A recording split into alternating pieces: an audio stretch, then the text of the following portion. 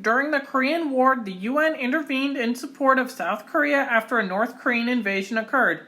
The UN would push into North Korea and trigger a Chinese intervention, which on January 7, 1951, resulted in a Chinese and North Korean victory in the Third Battle of Seoul against the American, British, Australian, Thai, and South Korean forces.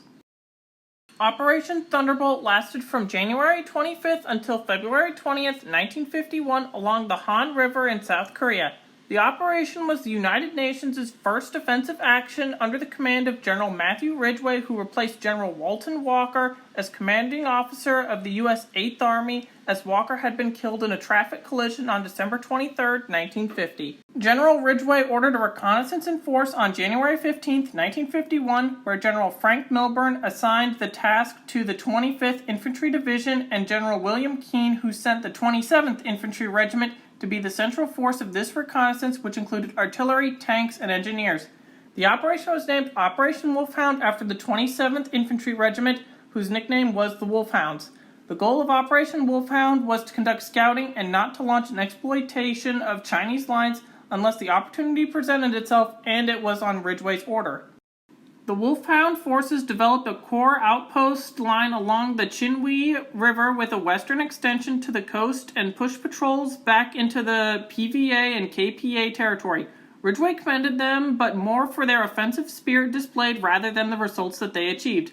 However, General Milburn estimated that the two-day reconnaissance operation had inflicted 1,380 communist casualties and 1,180 of them by airstrikes. There were also 5 enemies captured and 195 killed by ground troops. His own losses were only 3 Americans killed and 7 wounded. The PVA casualties and captives identified 3 armies, but since the 27th Infantry had taken these prisoners before running into the PVA position at the Suwon, the identified units defending the towns were obscure. Most prominent, however, the reconnaissance revealed that no large enemy forces were located south of the Suwon-Kumyang-Jiang-Ni line, but that organized groups did hold positions along it. Having successfully concluded Operation Wolfhound on January 20th, Ridgway instructed his corps commanders to conduct similar operations. Milburn responded on the 22nd with an infantry armor strike built around the 35th Infantry Regiment that nearly duplicated Operation Wolfhound. 2 small encounters during the one-day operation resulted in 3 PVA and KPA killed and 1 captured, with no American losses. The strike also confirmed the absence of strong communist forces within 10 miles of the front. It also raised the possibility that KPA forces were now operating south of Seoul.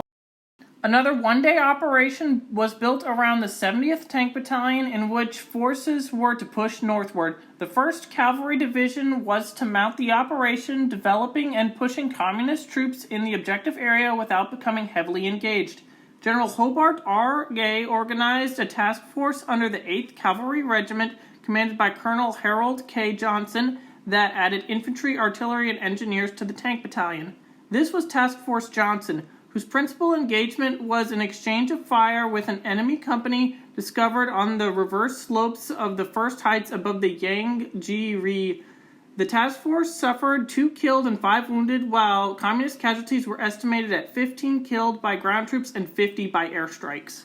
Ridgway then desired an even clearer picture of the Han River as well as a picture of enemy strength before committing to an offensive, and required a deeper and stronger reconnaissance in force, which he scheduled for the morning of January 25th under the name Operation Thunderbolt. General Milburn picked the 25th Infantry Division to be reinforced by the Turkish Brigade to make the advance. According to this scheme of moving in multiple columns, General Keane sent the 35th Infantry up routes 39 and 1 in the west, and the Turks over a secondary road between routes 1 and 17, and up 17 itself on the east. When executed, the instructions Ridgway issued at the turn of the month would set the entire 8th Army front into forward motion. In terms of ground to be gained and held, however, Ridgway intended that this carry of his forces would go no farther than the lower bank of the Han River in the west and a general line extending eastward from the Han River town of Yangpyeong through Hyeongsong in the center of the peninsula to Gangneum on the coast. Only if KPA and PVA forces elected to withdraw above the 38th parallel would Ridgway then consider to occupy a defensive line farther north, and in this context he asked his staff near the end of January for recommendations on the most advantageous terrain lines for the 8th Army to occupy during the spring and summer months. The strongest communist positions facing 1st Corps on the 8th of February laid between routes 1 and 55 across heights centered on the Kwanak Mountain due south of Seoul, where the North Korean 47th Division had been identified. Since the Kwanak Heights were the last defensible ground on the southern approaches to Seoul, their capture could be the climax that 1st Corps advance to the Han. General Ridgway emphasized this probability to General Milburn at the meeting of Corps commanders on the 8th of February and urged him to push vigorously against the Kwanak defenses to not stall their advances. Immediately after General Allen reported the peninsula to have been cleared, General Milburn dissolved the task force and returned its components to their parent units, now consolidating along the Han River. Operation Thunderbolt concluded on February 20th and involved American, British, Colombian, Turkish, and South Korean troops, with 2,228 Americans killed and an unknown number of total casualties, compared to over 18,000 Chinese and North Korean casualties and losses.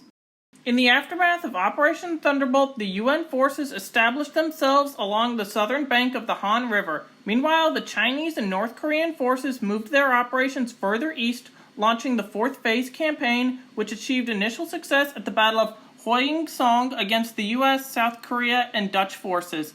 But then the Communist forces were stopped and routed at the Battle of Chipyeong-ni by American and French troops. On February 20th, Ridgway ordered Operation Killer to eliminate the remaining Chinese and North Korean forces, which made way for the UN to liberate Seoul in the 4th Battle of Seoul in March of 1951.